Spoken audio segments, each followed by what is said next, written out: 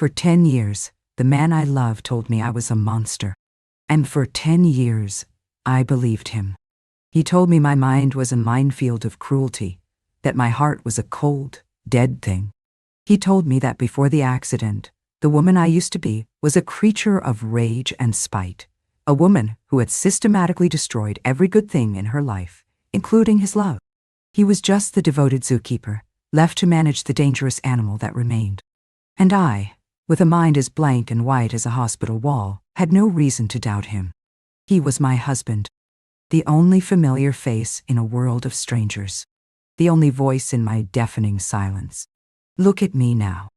Eleonora 78 years old. I own this little place. The second chapter, bookstore to you. A bit on the nose, I know. But I've earned it. I spend my days surrounded by stories. Thousands of them. Fictions and truths, bound in paper and ink. The air smells of old pages and fresh coffee. The sunlight feels like a blessing on my skin. It feels real. For a decade, nothing felt real. I lived in a fog, a thick, suffocating poison of guilt and shame, pumped into my soul every single day by the man who slept beside me every night. He built a prison for me, not with bricks and bars, but with words, with whispers. With his loving, sorrowful eyes that told me I was a burden he was noble enough to carry.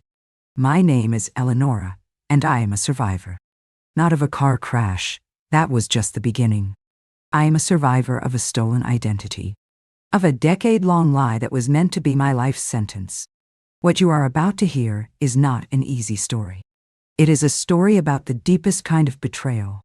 It's a story about a monster who wore the face of a saint. To understand the cage he built for me, you first have to understand the life we had before. The beautiful, vibrant life he had to burn to the ground so he could build my prison on its ashes. His name was Richard. And oh, I loved him. Not the way a girl has a crush, but the way a woman builds her world around a man. He was my foundation, my North Star. We met in the university library. It sounds like a cliché, doesn't it? But it was our cliché. I was a graduate student in English literature, buried under a pile of books on Victorian poetry. He was studying architecture. He was quiet, intense. He had this way of looking at you, like he was seeing the blueprint of your soul. I was reading aloud to myself, a line from Elizabeth Barrett Browning, and I heard a throat clear. He was sitting one table over, just smiling. He said, "Her words sound better when you say them." That was it. That was the beginning. Our life together was gentle. It was the only word for it.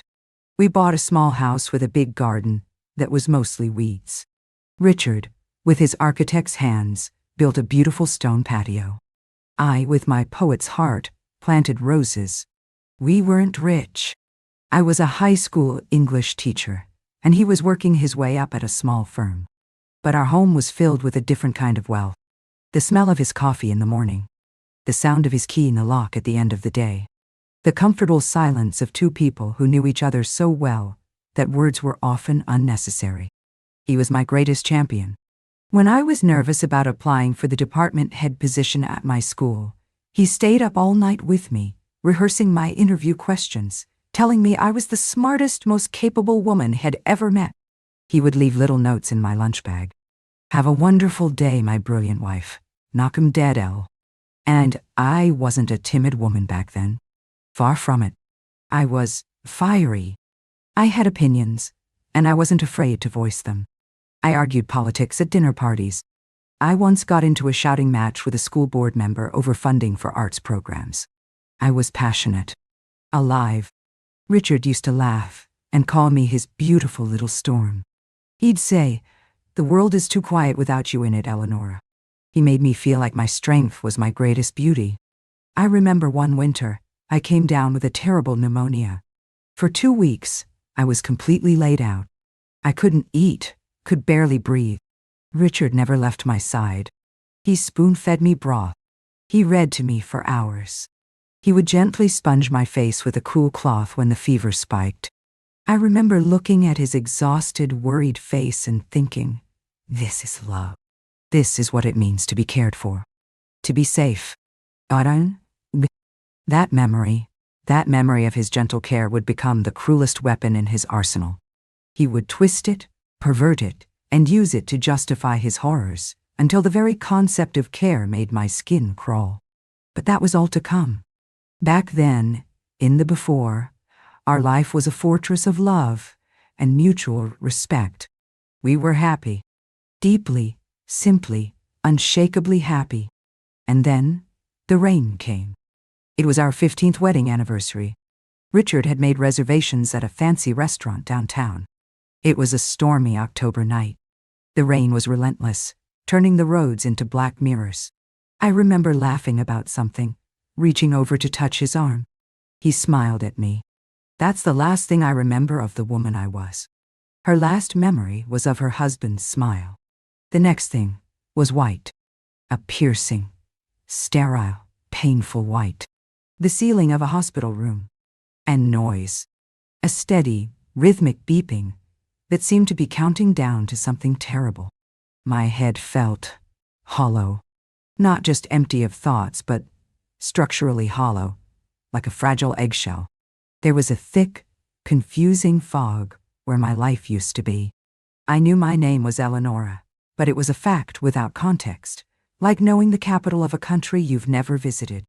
I tried to sit up, and a jolt of pain shot through my body. A man was asleep in the chair next to my bed, his head slumped forward. When I moaned, his head snapped up. It was Richard. His face, it was a perfect mask of agony and relief. His eyes were red-rimmed. He rushed to my side, grabbing my hand. Eleonora? Oh God, Ellie, you're awake. He started to cry, pressing my hand to his tear-soaked cheek. You're awake. I thought I'd lost you. In that moment, in that terrifying void of my own mind, his face was my only anchor. His tears felt like proof of his love. His presence felt like safety. I clung to him, this stranger who was my husband. What happened? I whispered. My voice was a dry rasp. An accident, my love, he said, his voice choked with emotion. A truck skidded. But you're okay. You're going to be okay. I'm here. He was so convincing, so tender. Richard would sigh, a deep, sorrowful sound. He'd stroke my hair. You have a sister? Yes. Clara. You two. You had a falling out, my love. A terrible one. A few months before the accident. She said some things that broke your heart. I tried to warn her she was pushing you too far, but she wouldn't listen. I think it's best we let that wound heal for now. I don't want you to be hurt again. A lie. My sister Clara and I were inseparable. But how could I know? The book of my life was blank and he was the only one holding the pen. I asked about my friends. What about my best friend? Did I have one? Brenda, he said, the name coming easily to his lips. You two were like sisters. But you had a fight. You felt she betrayed your trust. You told her you never wanted to see her again. It was part of the stress you were under, Ellie. You were pushing everyone away. Another lie. Another wall built around me, brick by loving, concerned brick. He was isolating me, you see. Gently, lovingly. He framed it as protecting me from the pain of a past I couldn't remember. He made himself my sole caretaker, my only source of information, my entire world. The doctors saw a devoted husband. The nurses would smile at him, telling him what a saint he was. And I, the patient, saw my savior. The next step of his plan was more insidious. He started to paint a picture of the woman I supposedly was. He never did it with anger. Always with a profound, aching sadness. It's so wonderful to see you this calm, my love, he'd say, while I was lying quietly in my hospital bed. You used to have such a temper. The smallest thing could set you off. It's like the accident. It wiped away all the anger. It's a blessing, in a way. He was praising the broken, amnesiac me, and in doing so, he was defining the real me as a creature of rage. One day, he brought in a small framed photo from home. It was of a shattered ceramic bird.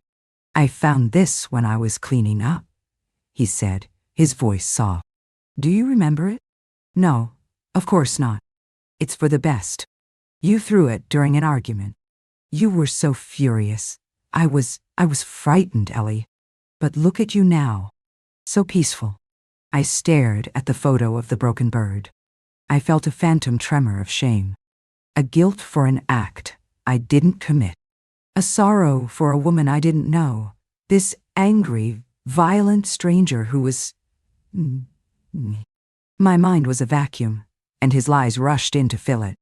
I began to construct an image of myself based on his stories. I was a difficult woman, a volatile woman, a woman who hurt the people she loved. This kind, patient man, my husband, had endured so much. The day I was discharged from the hospital was a blur. The nurses were all smiling. One of them patted my arm and said, "You're a lucky woman, Eleanor. Your husband is one in a million." Richard just smiled humbly, his arm wrapped protectively around my shoulders. He wheeled me out into the blinding sunlight and helped me into his car. He leaned in and kissed my forehead. "It's over, my love," he whispered, his voice full of promise. "Now we can have a fresh start. Our home will be your sanctuary, a place for you to heal, to be safe." I didn't know then that I wasn't going home. I was being taken to my prison. And my loving husband, he was to be my cruelest jailer. The decade of hell was just beginning. The house I returned to was not the home I had left, or so I was told. To me, it was an entirely new place, a museum of a life I couldn't remember, and Richard was the sole curator. He had rearranged everything. Not just the furniture, but the very atmosphere. The vibrant colors I supposedly once loved were gone, replaced by muted, calming beiges and grays. "The doctor said you need a low-stimulus environment, my love," he'd explain, his voice dripping with consideration. "Too much color, too much noise, it could trigger the agitation you used to suffer from." Our home, once filled with the scent of my baking and the clutter of my books, was now sterile. It smelled of bleach and rubbing alcohol. It was silent. The silence was the first thing that began to feel like a weight. It wasn't the peaceful silence of two people in love. It was the dead, empty silence of a tomb. The first morning back was the beginning of the routine, the blueprint for the next 10 years of my life. I woke up feeling groggy from the medication he insisted I take every night. "For the pain, and to help you sleep without nightmares," he'd say, placing the pills and a glass of water in my hand with a tender smile. I tried to get out of bed on my own. My legs were weak, but they worked. As my feet touched the floor, Richard rushed into the room, his face a mask of panic. "Ellie, no! What are you doing?" he said, scooping me up with an unnerving strength. I was a doll in his arms. "You can't do that. You're too weak. The doctor was very clear. You could fall and break a hip. You have to let me take care of you." He carried me into the bathroom. It was mortifying. I was a grown woman, a high school department head, I was vaguely told, and I was being carried like a child.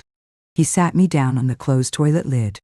"Time for your morning wash," he said cheerfully, as if this were the most normal thing in the world. He turned on the water in the shower. "Richard, I can do it," I said, my voice barely a whisper. A hot flush of shame crept up my neck. "I can wash myself." He knelt in front of me, taking my hands in his. His eyes were filled with that damnable, loving sorrow. "My sweet Ellie," he said, his voice a gentle caress. "I know your mind wants to, but your body isn't ready. And besides," he looked away, as if pained to even say it. "Before the accident, your hygiene, it wasn't good. You would forget to wash for days. It was part of your depression. I had to help you then too. It's nothing to be ashamed of. It's just me. Your husband. I am here to care for you, in sickness and in health, remember?" He invoked our wedding vows, a sacred promise twisted into a license for his control. How could I argue? He had all the memories. I had none. He was referencing a past where he had supposedly done this before, out of love and necessity. To protest felt ungrateful. It felt like I was proving his point, that I was difficult. So I sat there, rigid with humiliation, while my husband washed me. His hands were methodical, impersonal, like a nurse tending to a patient. But it wasn't a nurse. It was the man who was supposed to be my partner, and he was stripping me of the last vestiges of my dignity, all while murmuring words of love and care. He'd say things like, "We have to make sure you're very clean, to prevent any infections," as his hands moved over my body. It was clinical, and yet it was the most profound violation. He was teaching me that my own body was not my own. It was a broken thing that he had to manage. This became our life. Every morning, the same ritual. Every meal, he would prepare a bland, tasteless puree. "Your digestion is very sensitive now, Ellie," he'd say, spoon-feeding me as if I were an infant. "We can't risk you choking on solid food. I couldn't bear it if something happened to you." If I tried to assert myself, even in the smallest way, "Richard, I think I could manage some toast," his face would fall. A flicker of hurt would cross his features. "Are you saying I'm not taking good care of you?" he'd ask, his voice wounded. "Ellie, everything I do is to keep you safe. Don't you trust me?" The guilt was a physical thing, a stone in my gut. Of course I trusted him. He was all I had. He was the saint who had given up his life to care for the wreck of a woman I had become. So I would apologize. "No, of course not. You're right. I'm sorry." And I would swallow the mush he offered, my own desires and autonomy dissolving with each spoonful. My world shrank to the four walls of that house. The phone never rang for me. If it rang at all, Richard would answer it in another room, his voice low. He'd come back with a sad look on his face. "That was your sister, Clara," he'd say one day. "I told her you were resting. She didn't ask how you were. She just wanted to know if we were going to sell the house." He would shake his head, a portrait of disappointment. "I'm so sorry, my love. I'm sorry she's like this." He was poisoning my past, salting the earth of every relationship I'd ever had. My sister, my fiery, loving, would fight a bear for me sister, was painted as a cold-hearted vulture. My best friend Brenda, he claimed, had moved to another state without even leaving a forwarding address. "I'm afraid she was more of a fair-weather friend, Ellie," he said, stroking my hair. "But it's okay. You have me. I'll never leave you." He made himself my only ally by convincing me I had a world of enemies. The gaslighting was a masterpiece of cruelty. He would constantly remind me of my former self's transgressions. One afternoon, as he was changing my bedsheets, he found a long silver scratch on the wooden headboard. He ran his fingers over it, sighing heavily. "Ah, I'd almost forgotten about this," he said. "What is it?" I asked. "You don't remember, of course," he said, his voice heavy with forced patience. "This was from one of your episodes, about a year before the crash. You were screaming at me about something, I don't even remember what, and you took your wedding ring off and just dragged it across the wood. You said you wanted to destroy everything beautiful in our house, just like you destroyed everything beautiful in our life." I stared at the scratch. My stomach churned. I felt a wave of nausea, of second-hand shame. I pictured this monstrous version of myself, a screaming harpy filled with hate. And I felt a surge of overwhelming gratitude and pity for this man, this saint who had stayed with her, who was now staying with me. "I'm so sorry, Richard," I whispered, tears welling in my eyes. "I'm so sorry I was like that." "Shh, shh," he cooed, coming to sit beside me, pulling me into a hug that felt more like a cage. "That wasn't you, not the real you. It was the illness, and it's gone now. This quiet, gentle woman. This is the Eleonora I always knew was underneath. You're free from all that anger now." He called my prison freedom. He called my silence peace. He made me believe that my harassed personality was an illness, and my current state of zombified servitude was the cure. He was the architect, the doctor, the jailer, and I was his most successful project. Years bled into one another in a gray, featureless stream. The 3rd year, the 5th, done. The 7th. My muscles atrophied from disuse. My world was the bed, the bathroom, the armchair in the living room, where I would sit for hours, staring out the window at a world I was no longer part of. He would sometimes wheel me out into the garden I had once loved. It was overgrown now, choked with weeds. The roses I had planted were long dead. "I don't have time for the garden anymore, my love," he'd say with a martyr's sigh. "All my time, all my energy, it goes to you, and I don't regret a second of it." Another twist of the knife. He had let my garden die, a symbol of the vibrant life he had extinguished, and then blamed his care for me as the reason. The days were a long, slow hell of monotony and quiet degradation. But the nights were worse. He insisted on sleeping in the same bed. For safety, he said, "In case you have a nightmare or you need me." But under the cover of darkness, his care would sometimes take a different form. It was never violent. That wasn't his style. It was always couched in the language of health and hygiene. He'd wake me in the middle of the night claiming I had a fever. He'd run his hands over my body, searching for swollen glands. He would justify touching me intimately by saying he was checking for bed sores or rashes. It was disgusting. It was a perversion of everything a marriage should be. I would lie there, stiff as a board, my mind screaming, but my voice silent. What could I say? He had an excuse for everything.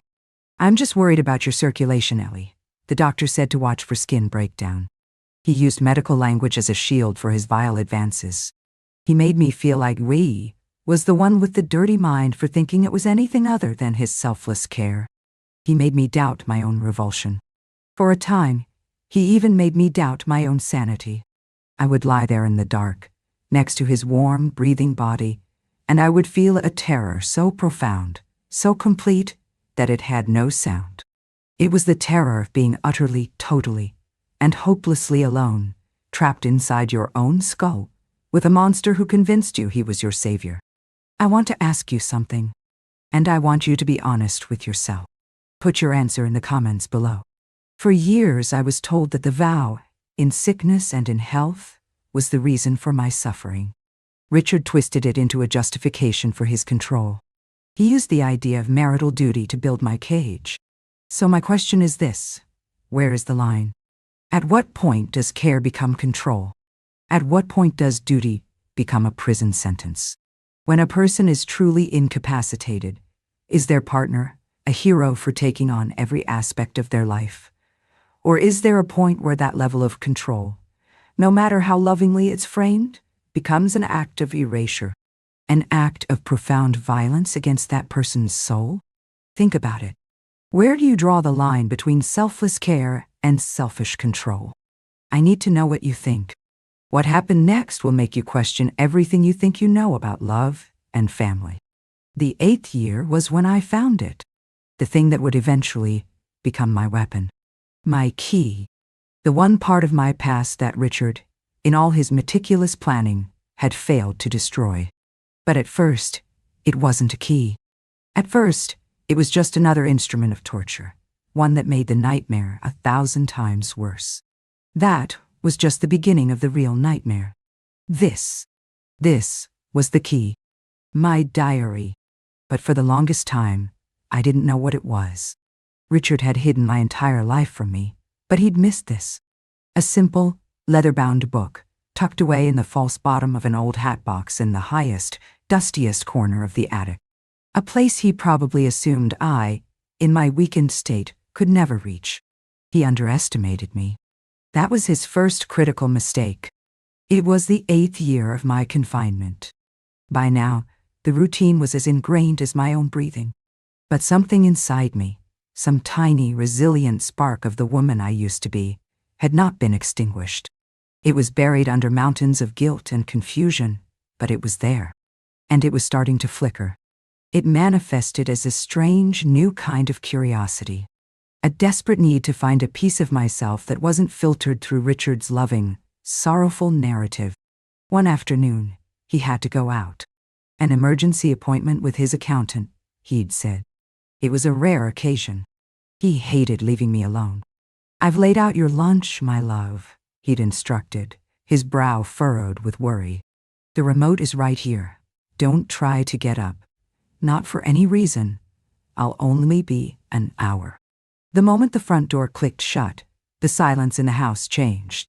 It was no longer the oppressive silence of his presence. It was the liberating silence of his absence. And a wild, unfamiliar impulse seized me. I had to move. I had to do something for myself. Using the arm of the chair, I pulled myself to my feet. My legs trembled violently, screaming with the pain of unused muscles. For 8 years, I had been told they wouldn't hold me. For 8 years, I had believed it. But they did. They were weak, pathetic, but they held. I stood there, swaying, my heart hammering against my ribs, not from exertion, but from the sheer, terrifying thrill of standing on my own 2 feet. I took a step, then another. Using the walls for support, I made my way, slowly, painstakingly, out of the living room and towards the hall. I didn't know where I was going. I was just exploring my own prison. At the end of the hall was a pull cord for the attic stairs. I looked at it. It seemed a million miles away, but the impulse was overwhelming. I had to see what was up there. It took me nearly 15 minutes to pull the heavy stairs down, and another 20 to crawl up them, my body aching with a pain that felt righteous and real. It was my pain, not one he had invented for me. The attic was dark and smelled of dust and time. It was filled with boxes, ghosts of a life I didn't know. Boxes labeled university papers, holiday decorations, Eleonora's clothes. I opened that one. Inside were vibrant colors. A red silk dress. A bright yellow scarf. These weren't the clothes of the muted beige woman he described. They were the clothes of a woman who was alive. A seed of doubt, tiny and fragile, was planted in my mind. And then I saw it. The old, floral hat box. Something about it felt important. I pulled it down, my hands shaking. I opened it. Inside were old, delicate hats. But I felt something underneath. A false bottom. My fingers fumbled with the cardboard, and then, there it was. The leather diary. I took it back downstairs with me, hiding it under the cushion of my armchair just moments before I heard Richard's key in the lock. My heart was pounding. I was a conspirator in my own life. That night, after he had given me my pills and I had pretended to swallow them, tucking them into my cheek to spit out later, I waited. I waited until his breathing deepened into the slow, even rhythm of sleep. Then, with a sliver of moonlight from the window, I opened the book. The first page I turned to was dated 2 weeks before the accident. The handwriting was bold, confident. It was mine. And the words on the page were a cataclysm. Richard is acting so strangely lately. It's like a switch has been flipped. He lost the big Henderson project at work, and he's been a different person since. He blames me. He said if I hadn't been so demanding about taking that weekend trip for my birthday, he would have had more time to work on the proposal. He shouted at me. Really shouted. He's never done that before. The look in his eyes, it scared me. I had to clap a hand over my mouth to keep from gasping. I kept reading, my hands trembling so hard I could barely hold the book. Page after page told a story that was the polar opposite of the one I'd been fed. It was a story of a man becoming increasingly resentful, controlling, and verbally abusive. He started criticizing everything I do, the way I dress, the food I cook, my friends. He told me Brenda is a bad influence. He's trying to cut me off from everyone. When I tried to talk to him about it, he turned it around on me. He said I was being overly sensitive, paranoid. He said it so calmly, so reasonably, that I almost believed him. For a second, I thought I was going crazy. Is this what gaslighting feels like? Nun? Nee. The word hit me like a physical blow. Gaslighting. I was reading a textbook definition of my last 8 years, but it had started before the accident. The accident hadn't caused my illness. It had given him the opportunity to perfect his control. The shattered bird? The diary explained it. We had another horrible fight. He was mocking my job, calling my students a waste of my time. He picked up the little ceramic bird my favorite student gave me and said, "This is what your life's work amounts to. A piece of cheap junk. I tried to take it from him, and he accidentally dropped it." Then he had the audacity to look at me, with tears in his eyes, and say, "Look what your anger made me do. He made me feel responsible for his cruelty." And I read the entire diary that night, and the next, and the next. Every entry was a nail in the coffin of his lies. The sister he said I'd fought with. I had sent her money to help with her mortgage just a month before the crash. The friend he said had abandoned me. She had been planning my surprise anniversary party. It was all there, in my own words. He hadn't just lied to me for 10 years. He had started building my prison long before the accident ever happened. The crash was just a convenient tool that allowed him to lock the door and throw away the key. The rage that filled me was a pure, white-hot fire. It burned away the fog of confusion and guilt. It incinerated the weakness in my limbs. It was the return of the beautiful little storm, and it was a hurricane. But I knew I couldn't just confront him. He was physically strong, and I was still weak. He had everyone convinced he was a saint. Who would believe me? The amnesiac invalid against the devoted husband? I had to be smart. I had to be the architect now. My liberation began in secret. Every day, while he was at work, he had started going back to the office part-time, claiming the firm begged him to consult. I would practice. I would walk. I would force myself to do squats, push-ups against the wall. I ate the real food I hid in the back of the pantry, rebuilding my strength bite by bite. I read my own books, the ones he'd packed away, and I felt my mind, my real mind, sharpening. The turning point, the moment I knew I would get out, came from an unexpected source. Richard had hired a new cleaning lady, a young woman named Maria. He instructed her not to speak to me, telling her I was easily confused and agitated. But Maria had kind eyes, and she wasn't stupid. One day, while Richard was out, I was in the kitchen, eating a piece of apple I'd stolen from the fruit bowl. Maria came in and saw me. She froze, expecting me to be in my chair. I looked at her, and for the first time in a decade, I didn't try to hide. I just held her gaze. "He tells you I am very sick, doesn't he?" I asked. My voice was stronger than I expected. Maria just nodded, her eyes wide. "He is lying," I said simply. I showed her the diary. I didn't even have to let her read it. I just opened it, and she saw the confident handwriting, the pages full of life. She looked from the book to me, standing there, defiant. And she understood. Maria became my secret ally, my lifeline to the outside world. She smuggled in a prepaid cell phone. My first call, my hands shaking so badly I could barely dial, was to my sister, Clara. When she answered, I just sobbed her name. "Clara." There was a stunned silence, and then her voice choked with tears. "Eleonora? Oh my God, Ellie. Is that really you? Where are you?" He told me. He told me you didn't want to see me. That you blamed me for the accident.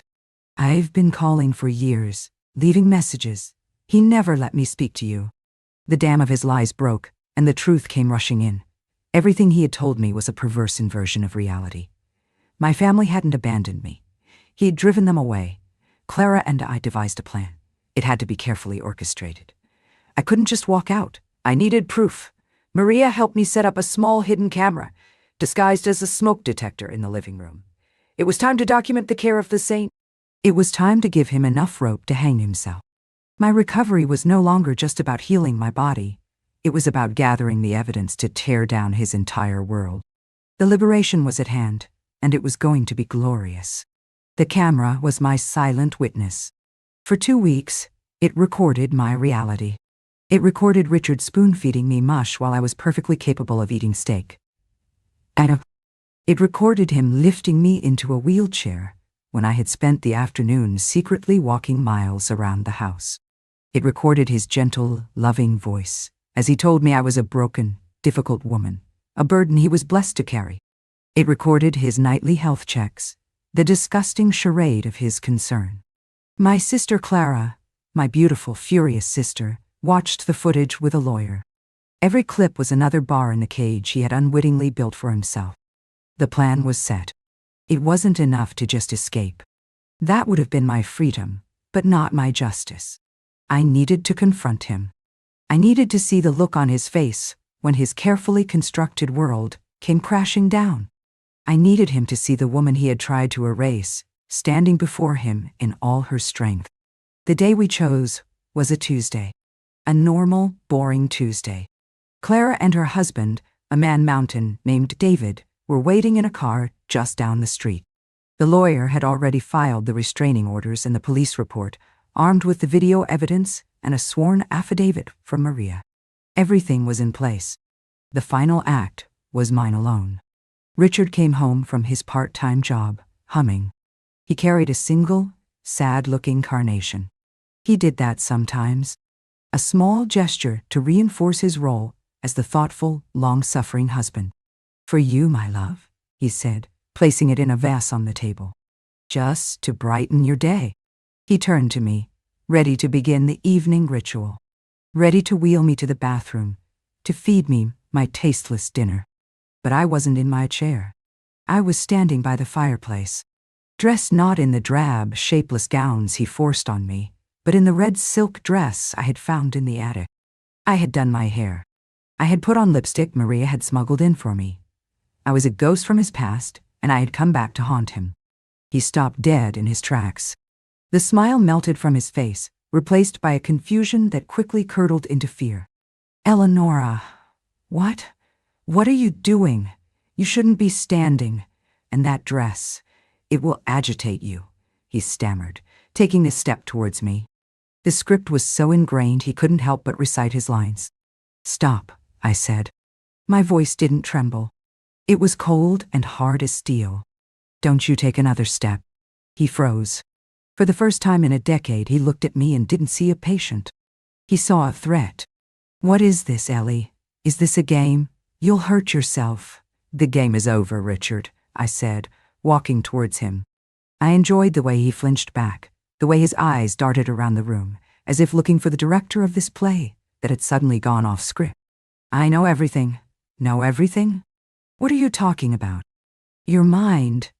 It's confused, my love. Let's get you back to your chair." "I know about the Henderson project," I said, and his face went white. "I know you blamed me for your failure. I know you started this long before the accident. The lies about Clara, the lies about Brenda, the broken bird." I took the diary from the mantelpiece and held it up. "And I know that for 10 years, you have kept me in a prison of your own making. You used my amnesia, my vulnerability, not to care for me, but to control me, to punish me for a life you were too small to be a part of. You didn't want a partner. You wanted a project, a pet, a victim." His face, that carefully crafted mask of gentle concern, finally cracked. Underneath was something ugly, something pathetic. You can't know any of that," he whispered, his eyes wide with panic. "You were sick. You are sick." "No," I said, getting closer, my voice dropping to a low, furious growl. "You are the sickness, Richard. You are the poison. You are a monster who wears the face of a saint." At that moment, the front door opened. Clara and David walked in. Richard's head snapped towards them, and his jaw dropped. His carefully isolated world was being invaded. "Get out of my house!" he shrieked, his voice thin and reedy. "It's my house too, you son of a bitch," Clara snarled, her eyes burning with a rage that matched my own. Richard looked from her to me, his mind finally catching up. He saw the diary. He saw my dress.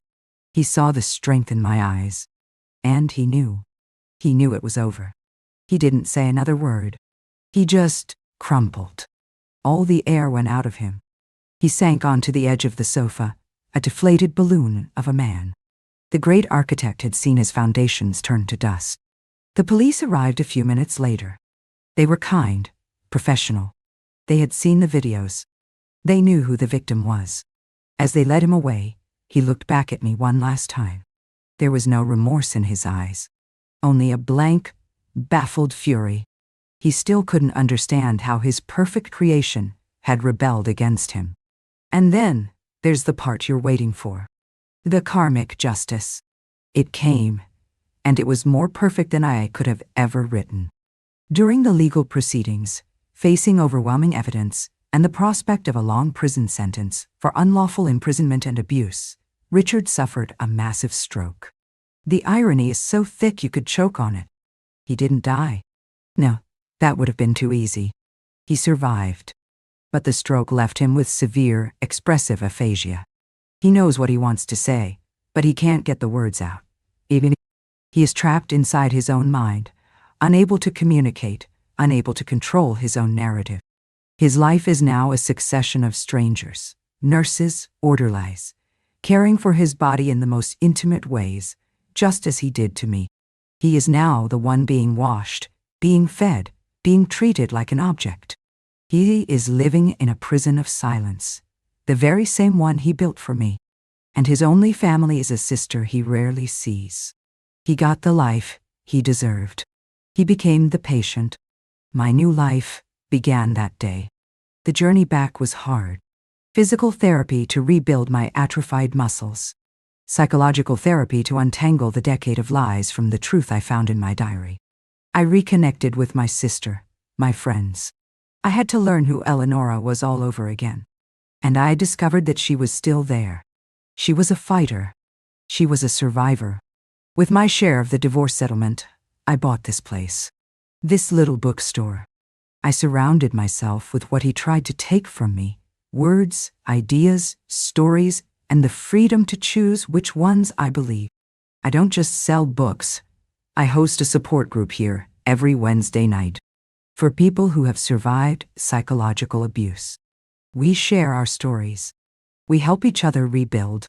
I took the poison he fed me, and I turned it into medicine for others. I transformed my pain into my purpose.